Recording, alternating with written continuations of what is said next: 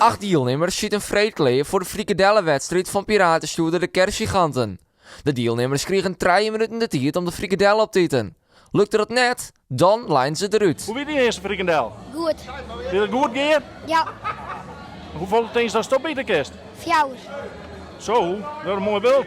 Ja, Als dat was vaker bij de een. nee, nou net. Hoe smaakt het de eerste? Ja, die weer wel heel lekker. Jawel, ja.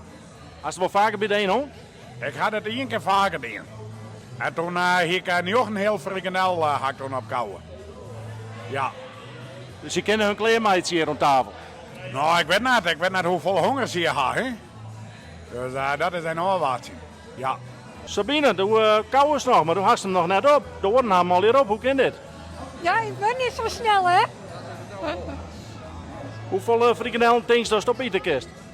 Weet ik niet. Als ze een getal in de holle? Nee, dat niet.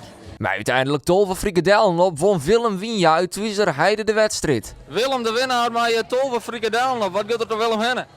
Nou ja, een vol gevoel. Vol gevoel, ja. En komt Willem nog meer op of weer dit wel uit de max? Het is nou eerst gebeurd. Ik hoor de eerste jaren nou niks meer. De eerste jaar loeren, maar dan rijden we wel weg. Ja, daar kunnen we nog wel wat aan, hè? Nee, zeg, daar ben ik na jong wel vergeten. Dus, En nou een prijs, wat had Willem won? nou, ik had een gigantisch mooi vleespakketje gewoon. Dus die komt wel wat van pas, hè? Ik denk dat die jongen mij een snitseltje bak uit het pakket bij. Volgende keer wij maar het waan of net? Dat maar we dan naar mijn bezien.